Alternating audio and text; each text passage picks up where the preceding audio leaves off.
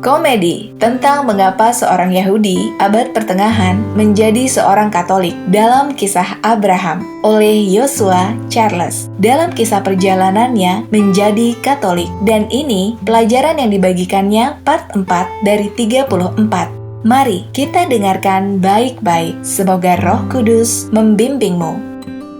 Ini adalah kisah tentang bagaimana seorang Yahudi di abad pertengahan yang adalah seorang kandidat yang paling tidak mungkin untuk pembaptisan Kristen dan menjadi seorang Kristen, terlepas dari upaya terbalik para imam yang diadaptasi dengan ringan dari kisah kedua The Decameron oleh Giovanni Boccaccio. Kumpulan cerita ini diceritakan pada tahun 1348 oleh beberapa orang Florentin yang bosan saat mencari kelegaan di masa pandemi Black Death.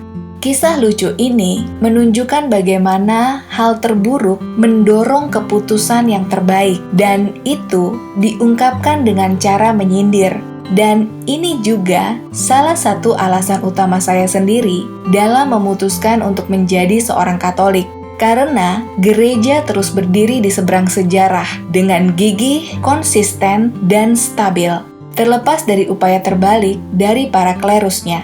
Dan harapan saya, seiring berlanjutnya part ini, pernyataan-pernyataan ini akan semakin meyakinkan. Sementara itu, inilah waktunya untuk tertawa. Seperti yang pernah dikatakan oleh seorang mualaf, Hilaire Belloc, yang mengatakan bahwa Gereja Katolik adalah sebuah institusi yang harus saya anggap ilahi. Tetapi bagi orang-orang yang tidak percaya, bukti keilahiannya dapat ditemukan dalam fakta bahwa tidak ada satupun institusi manusia yang dilakukan dengan kebodohan yang begitu bodoh yang akan bertahan selama 2 minggu. Inilah kisah seorang Yahudi yang teguh dan seorang bukan Yahudi yang menyebalkan. Kisah ini dimulai dengan Jehanot the Seventy, yang adalah seorang pedagang Paris. Jehanot memiliki seorang teman Yahudi yang bernama Abraham, dan karena dia sangat memperhatikan jiwanya yang kekal, dia memutuskan untuk mendiskusikan iman Kristennya dengannya.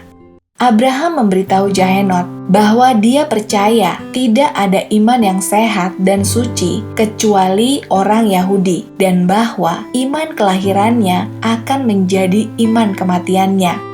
Setelah dicekoki dan disajikan begitu banyak dan lama segala argumen dan bukti oleh Jehanot, Abraham akhirnya mengalah dan menjawab, "Sekarang dengarkan Jehanot, kamu ingin saya menjadi seorang Kristen, dan saya siap melakukannya dengan satu syarat, bahwa pertama-tama saya harus pergi ke Roma, dan di sana saya akan mengamat-amati orang yang kamu sebut sebagai wakil Tuhan di bumi ini, dan akan memeriksa kehidupan serta kebiasaannya bersama dengan sesama kardinal. Dan jika bagi saya mereka tampak seperti itu, yang ditambahkan ke argumenmu sendiri, maka mereka akan membawa saya pada kesimpulan bahwa imanmu lebih tinggi dari iman saya, seperti yang telah kamu lakukan dengan susah payah untuk menunjukkan kepada saya. Maka saya akan melakukan apa yang telah saya janjikan. Tapi, jika hal-hal yang terjadi berbeda, saya akan tetap seperti saya saat ini."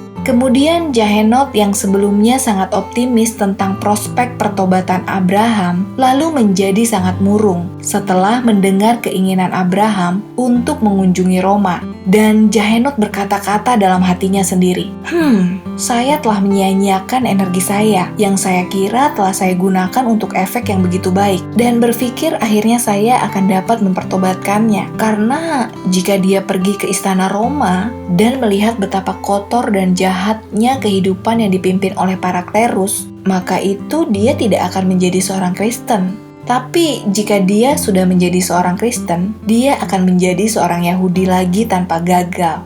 Kemudian, Jehanot berusaha meyakinkan Abraham bahwa perjalanannya ke Roma tidak diperlukan.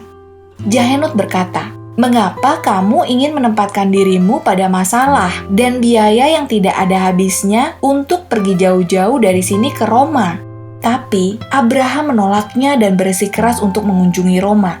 Karena jika memang apa yang dikatakan Jahenot benar, maka itu layak untuk diselidiki oleh Abraham. Akibatnya, Jahenot merasa sangat yakin bahwa setelah Abraham melihat kebusukan dan korupsi di Roma, dia tidak akan pernah menjadi seorang Kristen. Lalu Abraham pergi mengunjungi Roma. Jadi Abraham menaiki kudanya dan pergi menuju Roma. Di sana, dia disambut oleh sesama orang Yahudi. Tetapi, secara diam-diam, Abraham mulai mengamati paus, para kardinal, dan pejabat gerejawi lainnya. Di sana, Abraham melihat bahwa hampir semua dari yang tertinggi sampai yang terendah dengan terang-terangan diberikan kepada dosa nafsu, tanpa sedikit pun menunjukkan rasa malu atau penyesalan. Dan dari pemeriksaan lebih dekat, Abraham juga menyadari bahwa mereka tidak lebih dari sekelompok penggerutu uang, dan ketika tidak dikendalikan oleh nafsu adalah binatang keserakahan. Jadi, Abraham kembali pulang ke Paris dan merasa muak dengan apa yang dilihatnya. Lalu setelah beberapa hari Abraham kembali, Jahenot memutuskan untuk memulai pembicaraan tentang pembicaraannya ke Roma. Lalu Jahenot berkata, "Apa? Opini macam apa yang telah kamu buat tentang Bapak Suci, para kardinal dan anggota lain dari istana kepausan?" Lalu Abraham menjawab, "Sesuatu yang buruk dan semoga Tuhan menangani mereka dengan keras." Dan alasan saya mengatakan ini kepadamu adalah bahwa kecuali saya membentuk kesan yang salah, tidak seorang pun di sana yang berhubungan dengan gereja. Menurut saya, menunjukkan sedikit tanda kekudusan, kesalehan, amal kasih, kejujuran moral, atau kebajikan lainnya. Sebaliknya, tampak bagi saya bahwa mereka semua begitu tenggelam dalam nafsu, keserakahan, ketamakan, penipuan, iri hati, kesombongan, dan dosa serupa lainnya. Sehingga saya menganggap tempat itu sebagai sarang untuk tujuan jahat daripada tujuan ibadah. Namun, sejauh yang saya bisa menilai, menurut saya, pausmu dan semua yang lainnya juga melakukan hal yang terbaik untuk mereduksi agama Kristen menjadi sia-sia dan harus mengusirnya yang jahat dari muka bumi. Padahal, mereka adalah orang-orangnya sendiri, siapa yang harus menjadi landasan dan penopangnya. Jahenot meski tidak terkejut, dia hancur. Semua kerja keras yang telah dia lakukan untuk meyakinkan Abraham, semua bukti-bukti yang dia susun, semua argumen yang dia buat, semuanya jadi sia-sia akibat kunjungan Abraham ke Roma. Tapi kemudian terjadi sesuatu yang mengejutkan.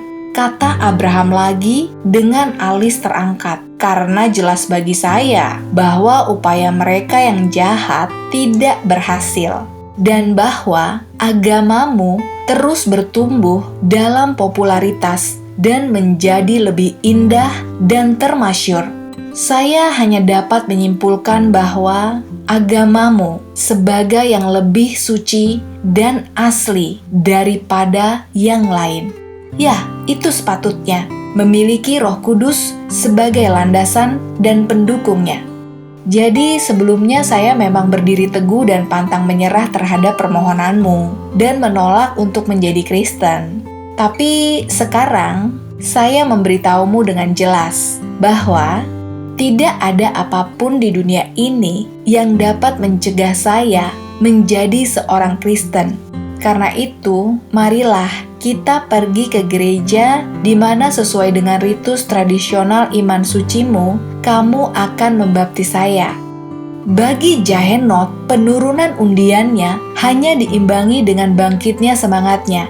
Dia memang orang yang paling bahagia yang pernah hidup. Jadi, Jahenot pergi mengantar Abraham ke katedral Notre Dame de Paris dan meminta imam untuk membaptisnya.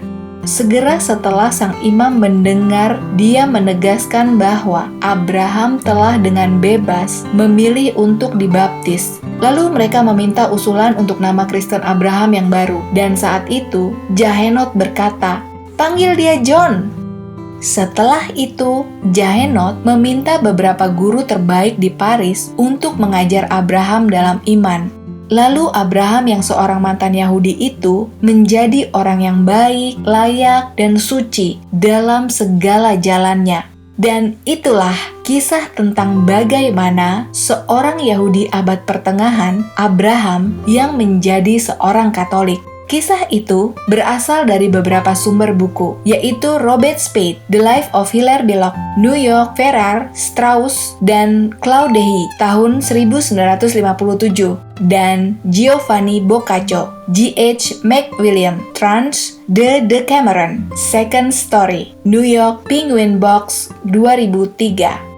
Demikian, semoga penjelasan dari Joshua Charles dalam perjalanannya menjadi Katolik part 4 dalam mempelajari sejarah gereja kuno ini dapat menjadi inspirasi iman kita semua. Tetaplah setia pada iman Katolik kita. Sampai jumpa lagi di part 5 bersama saya, Benedikta. Salam sukacita.